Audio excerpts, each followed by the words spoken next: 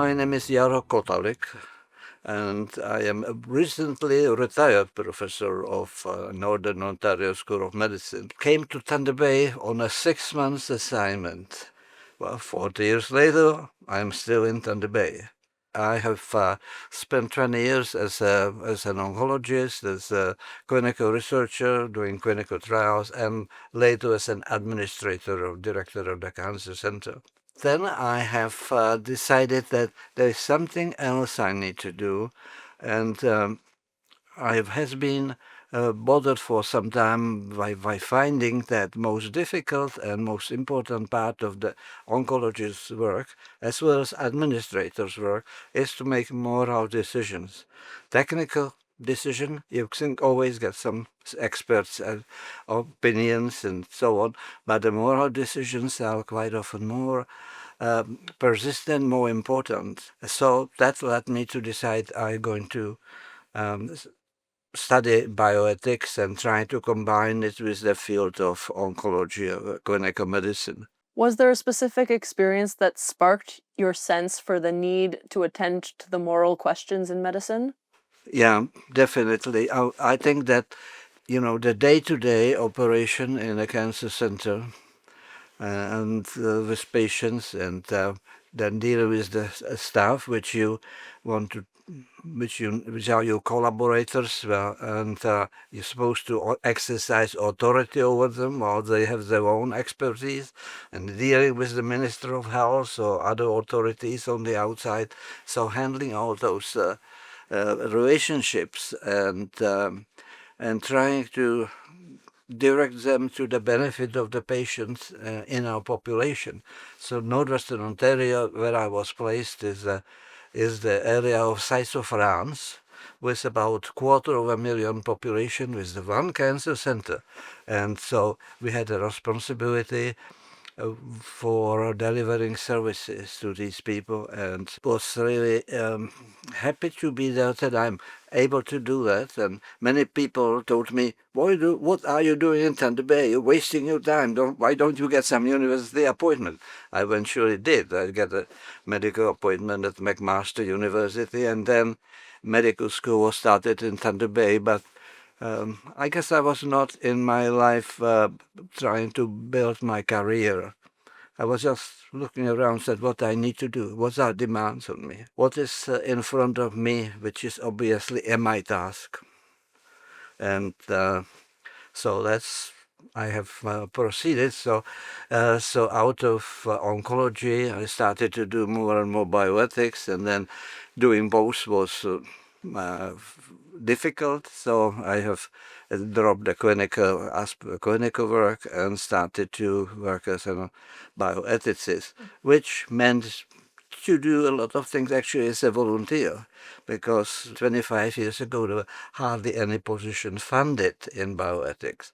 But because I felt that it's important, and because my wife was supporting with me, I just gave it time, and this is how I was able to spend last 20 years again in the third stage of my life in bioethics. Mm-hmm. Who is someone who has been a mentor or inspiration for you in medicine and or bioethics? Mm-hmm. I have been lucky to have a set of very good teachers in clinical medicine at Princess Margaret Hospital. Then when I moved to bioethics, it was Edmund Pellegrino. Gave me a lot of things which I was looking for. Mind you, I was studying largely as the system of 4 principles, which were so-called Georgetown mantra. That was in my years when I got formal bioethics education, and later that prevalent bioethical system. While Dr. Pellegrino was recognized the value of this methodology, but then he was concerned about the fact that medicine has its own philosophy and ethics developed over centuries, and which was being developed in order to serve the patients and the physicians, and that should not be abandoned. So it was an issue of, balancing that these two ways approaching it. So when I started to teach bioethics at Lakehead University, initially I thought I will go over the four principles of bioethics and adjacent areas with students that did very well. But then when I joined the medical school, I found the opportunity to, with colleagues which I found to teach about virtues. Virtues as a basis of the physician's makeup and characteristics and desire to serve the patients, and so that was the other approach I took, and until my recent resignation, that was my favorite field, and I found it very interesting that you got a medical students, which when you told them at the beginning of the term in the third year, you will be studying virtues, they said, "What's that?" And then after we have done the work, the readings, the observation, the exploration of how virtues work in practical level, observing physicians, patients, others. Now, they were telling us quite often, now I know what it is to be, how to be a good physician. So that was the satisfaction out of being able to do this work. And what was your relationship with Dr. Pellegrino? Well, he was just a teacher and professor I admired, and I had a chance to actually write a thesis for him to get academic recognition from under the course I took there, and I wrote about ethics of breast cancer screening. And so he read it. Oh, well, that led me to give him the old outline. And then he said, "Okay, now you talk about principles. What else?" And I was a bit astonished at that point. I thought, what else, But he made me to move beyond that principles and start to look at it as a humanistic physician who has a responsibility for individuals, a responsibility for the whole community, and how these things would work.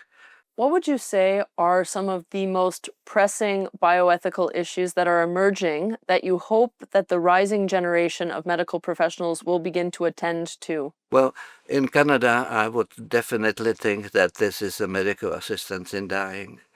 We launched this program, a huge program, enormous program with major implications, but this program was started without any trial, without any field work. It was just large and a full scale right across the country. The assisted dying was approved, and within days, people received lethal injections.